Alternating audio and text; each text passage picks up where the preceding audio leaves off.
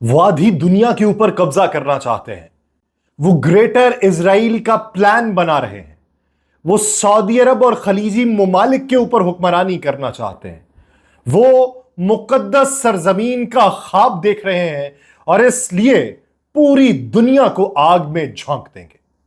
آپ سب پر سلامتی ہوں، میں یاسر رشید ہوں اور آپ میرا ویلاگ دیکھ رہے ہیں۔ ایک دن آئے گا جب ہماری سرحدیں لبنان سے لے کر سعودی عرب کے عظیم صحراؤں سے ہوتی ہوئی بحیرہ روم سے لے کر نہر فرات یعنی عراق تک پھیلی ہوں گی۔ یہ 2024 کے آغاز میں اسرائیلی مصنف ایوی نے لکھا تھا اور یہ انٹرویو بہت وائرل ہوا، جس میں اس نے کہا کہ گریٹر اسرائیل جو ہے وہ بنانا ہے۔ فرات کی دوسری جانب کرد ہیں جو ہمارے دوست ہیں، ہمارے پیچھے بحیرہ روم ہے اور ہمارے آگے کرد ہیں۔ لبنان کو اسرائیل کے تحفظ کی ضرورت ہے اور مجھے یقین ہے کہ ہم مکہ، مدینہ اور طور سینا پر بھی قبضہ کر لیں گے اور ان جگہوں کو پاک کریں گے۔ اسرائیل کی جانب سے غزہ کے بعد لبنان میں بھی جاری کارروائیوں کے بعد سے سوشل میڈیا پہ ایک بار پھر سے گریٹر اسرائیل کے تصور کی گونج ہے، اور یہ گونج ایران کے حملے سے پہلے ہوئی۔ اس کی ایک وجہ غزہ میں زمینی کارروائیوں کے دوران کچھ سوشل میڈیا پوسٹ کی گئیں اور دعویٰ کیا گیا کہ بعض اسرائیلی فوجیوں نے اپنے یونیفارم پہ گریٹر اسرائیل کے نقشے کا بیج پہن رکھا تھا، جبکہ دائیں بازو سے تعلق رکھنے والے اسرائیلی وزراء کی جانب سے بھی ماضی میں اس تصور کا ذکر کیا جاتا ہے کہ ہمیں گریٹر یعنی عظیم اسرائیل بنانا ہے۔ اس پر عرب ممالک کے صارفین کی طرف سے تشویش ظاہر کی گئی، کیونکہ دا پرومسڈ لینڈ، وہ زمین جس کا وعدہ کیا گیا ہے، اس کے نقشے میں اردن، فلسطین، لبنان، شام، عراق اور مصر کے کچھ حصے بھی شامل تھے۔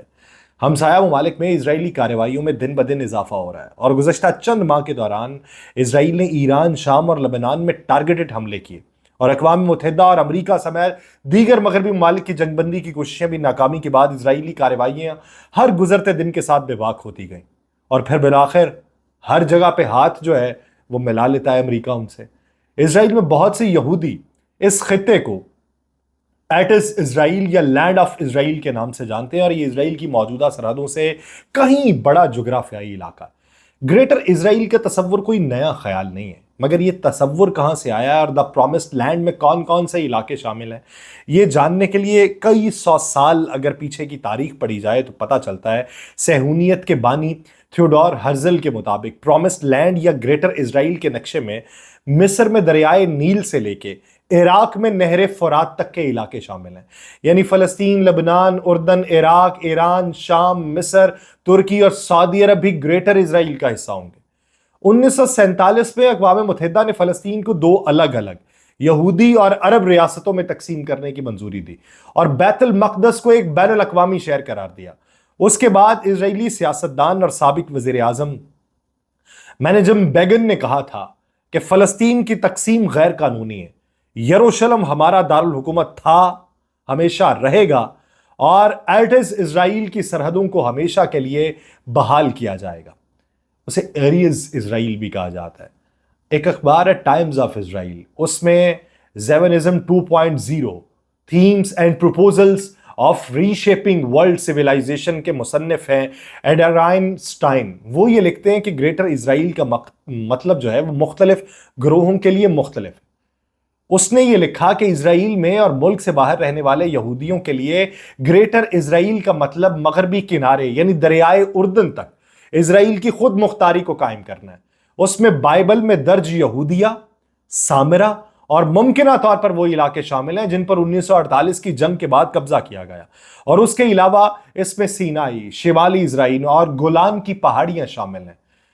یہودی مذہب کے مطابق گریٹر اسرائیل سے مراد مشرق وسطیٰ میں وہ تمام قدیمی علاقے ہیں جو سلطنت عثمانیہ کا حصہ ہوا کرتے تھے اور جہاں یہودی آباد تھے۔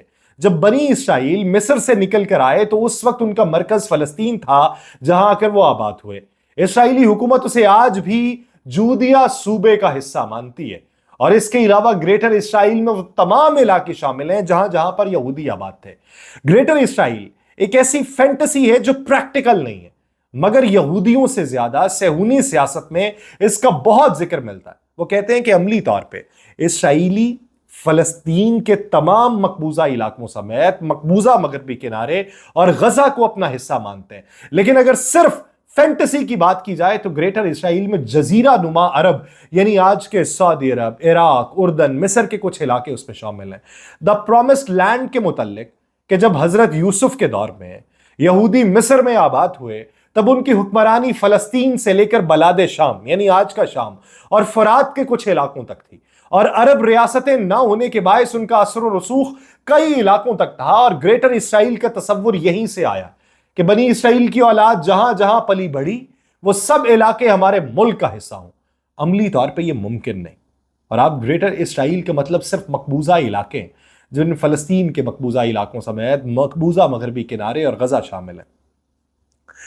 کانسیرات 2023 میں دائیں بازو کے اسرائیلی وزیر تھے ایک بیزیل، ان کے ایک پیش کردہ تھا گریٹر اسرائیل، اس کے نقشے کا حوالہ دیتے ہوئے کہتی ہیں کہ جس میں اردن بھی شامل تھا اور جس کے باعث سفارتی تنازع کھڑا ہوا۔ اسرائیلی وزیر نے پیرس میں ایک تقریر کی، اس تقریر کے دوران گریٹر اسرائیل کا ایک نقشہ پیش کیا جس میں اردن اور مقبوضہ مغربی کنارے کو اسرائیل کا حصہ دکھایا گیا۔ اردن نے بیزلیل پر دونوں ممالک کے درمیان امن معاہدے کی خلاف ورزی کا الزام لگاتے ہوئے شدید احتجاج کیا۔ تقا نصیرات جو ہیں وہ اس پورے خطے کے اوپر کافی گہری نظر رکھتے ہیں۔ وہ کہتے ہیں کہ حقیقت یہ ہے کہ سموترج ہو یا سموترج یا بین گویر، جن حلقوں کی وہ نمائندگی کرتے رہے وہ اسی تصور کو اسرائیل کا جائز مستقبل سمجھتے رہے۔ انہوں نے اسی تصور کا استعمال کرتے ہوئے نیتن یاہو کی موجودہ حکومت میں غیر قانونی اسرائیلی آباد کاروں کو مسلح کیا، ان کی حمایت کی، تحفظ فراہم کیا اور اسے حقیقت کے اندر تبدیل کر دیا۔ یہ غیر قانونی اسرائیلی آباد کار زبردستی فلسطینیوں کے زیتون کے باغوں کو جلاتے رہے، انہیں انہی کے گھروں سے بے گھر کرتے رہے، ڈراتے رہے، دھمکاتے رہے اور انہیں اپنی حفاظت کے لیے بھاگنے پر مجبور کرتے رہے، اور مغربی کنارے پہ یوں نئی بستیاں قائم ہوتی رہیں۔ حماس کے اسرائیل پہ کیے گئے 7 اکتوبر والے حملوں کے بعد ان غیر قانونی مسلح اسرائیلی آباد کاروں نے نمایاں اثر و رسوخ اور طاقت حاصل کر لی، اور وہ اسرائیلی فوج IDF اور بنجمن نیتن یاہو کے وزراء کی حفاظت میں اس ایجنڈے پہ کام کر رہے ہیں۔ اکثر یہ جو لوگ ہیں انہیں غیر ریاستی عناصر پکارا جاتا ہے، لیکن انہیں جو مرضی بلا لے، حقیقت یہ ہے کہ انہیں براہ راست وزیر اعظم بنجمن نیتن یاہو کی حمایت حاصل ہے، جنہوں نے اس سال جولائی میں 5300 نئی بستیوں کے قیام کی منظوری دی تھی۔ 5300 نئی بستیاں، کتنے آباد ہوں گے؟ کسی بھی قوم میں انتہا پسند جو ہیں وہ ایسے ہی خواب دیکھتے ہیں جیسے اسرائیل میں انتہائی دائیں بازو کے صہیونی افراد دیکھ رہے ہیں۔ اسرائیل کے ریاست قائم ہونے کا جو دعویٰ کیا جا رہا ہے کہ یہودیوں کو ایک مذہبی ریاست کا تصور دوبارہ سے ملا ہے، کیونکہ پہلے یہودی جہاں بھی آباد تھے یا تو وہ اقلیت میں تھے یا ان ملکوں کے شہری تھے۔ پہلی مرتبہ کہا جاتا ہے کہ جس طریقے سے پاکستان ہے، پاکستان کو کہا گیا اسلام کی بنیاد کے اوپر، اسی طریقے سے اسرائیل کی صورت بھی ایک مذہبی ریاست ہے جہاں آپ کا مذہب ہی آپ کی قومیت کی بنیاد ہے، اور یہیں سے اس بحث نے جنم لیا۔ چونکہ اب مذہبی ریاست قائم ہو چکی ہے، اسے روایتی حدوں تک ہم لے کے جائیں گے۔ آج کے اسرائیل میں بہت کم افراد جو انتہائی اقلیت کے اندر ہیں وہ ایسی باتیں کرتے ہیں، لیکن ان کا ماننا ہے کہ عملی طور پہ یہ اس لیے بھی ممکن نہیں ہے کہ اسرائیل کے اردن جیسے ہمسایہ ممالک کے ساتھ سفارتی تعلقات ہیں، جن کا مطلب یہ ہے کہ وہ ان ممالک کے سرحدی حدود کو تسلیم کر رہا ہے۔ عرب امارات اگر لے لیں، اس کی بھی باتیں کی جا رہی ہیں۔ گلف کے ساتھ بھی اسرائیل کے سفارتی تعلقات ہیں، سعودی عرب کے ساتھ بھی ان کے خراب تعلقات نہیں ہیں، ملک کی تیسری جانب شام کے ساتھ ہے، وہاں بھی اسرائیل کا صرف گولان ہائٹس کا تنازع ہے، اور اس کے علاوہ دونوں ممالک کے بیچ میں کوئی مسئلہ نہیں ہے۔ تو یوں پس پردہ خواب ہیں جو ابھی UNO میں کی گئی تقاریر اور حالیہ دنوں سے واضح ہوئے۔ سیاسی اور عملی طور پہ گریٹر اسرائیل کے قیام کی باتیں محض خیالی دکھائی دیتی ہیں، اور اسرائیل میں سنجیدہ سیاستدان اور تجربہ کار اس بارے میں کبھی بات کرتے دکھائی نہیں دیتے۔ لیکن یہ فینٹسی جو ہے یہ آج بھی موجود ہے، جو ایک طرح سے پوری دنیا میں یہودیوں کے لیے ایک نئے انعام کے طور پہ تصور کی جاتی ہے۔ اگر گریٹر اسرائیل کے منصوبے کو عملی جامہ پہنانا ہے تو مغرب کا اس پہ کیا رد عمل ہوگا؟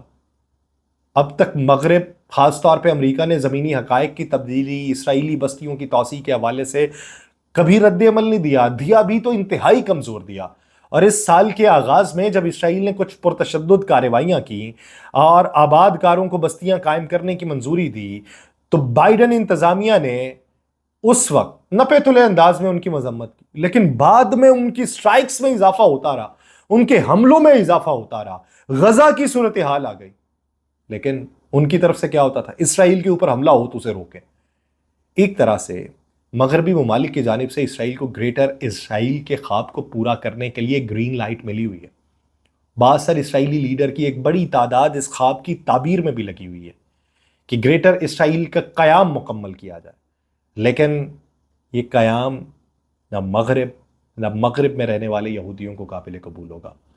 جب 1947 میں یہودیوں کے لیے اس ریاست کا قیام عمل میں آیا تھا تو اس وقت یہی خیال کیا جاتا تھا کہ پوری دنیا میں انہیں استحصال کا سامنا رہا، انہیں ایک الگ ملک ملنا چاہیے جہاں وہ اس طرح کے استحصال سے بچ کے زندگی گزار سکیں.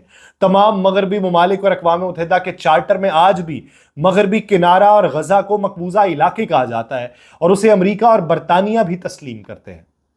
وہ کہتے ہیں، مانتے ہیں کہ گریٹر اسرائیل کی بات جو ہے وہ ایک طرف ان کے لیے خام خیالی ہوگی. مقبوضہ علاقوں کے علاوہ گولان ہائٹس جہاں اسرائیل 1967 سے قابض ہے اسے بھی تمام مغربی ممالک اور بین الاقوامی ادارے مقبوضہ علاقہ مانتے ہیں، لیکن اس کے باوجود بھی بول نہیں پاتے. گریٹر اسرائیل کی تو نہ تو کوئی قانونی حیثیت ہے، نہ اسرائیل کے پاس اتنی فوجی صلاحیت ہے کہ وہ ایسے منصوبے کو مستقبل میں عملی جامہ پہنا سکے. لیکن فرض کر لیا جائے کہ اگر اسرائیل ایسی کوئی کوشش کرتا بھی ہے تو مغرب کی سیاسی فوجیں جو ہیں وہ کیا اس کی اجازت دیں گی؟ ان کی مدد کے بغیر یہ ممکن نہیں ہو سکتا. تو یہ مدد کیسے ہوگی؟ کیا یہ فینٹسی رہے گی یا مختلف شدت پسند گروہوں کے لیے سیاسی لائف لائن کے طور پہ کام کرتی رہے گی؟ یہ چیزیں جو اپنے تئیں وہ اس کو ابھارنا چاہتے ہیں اور کہیں نہ کہیں پہ آپ کو اس کا اثر بھی دکھائی دیتا ہے. جس طریقے سے وہ دھمکاتے ہیں کہ جو کرنا ہے کر لو، تو کہیں نہ کہیں پس پردہ تو وہ پلاننگ ان کی چل رہی. وہ پلان ان کا ہے، مسلم ممالک کا کیا پلان ہوگا کہ ہمیں تو معلوم نہیں، جانے کب معلوم ہوگا. مجھے دیجیے اجازت. اللہ نگہبان.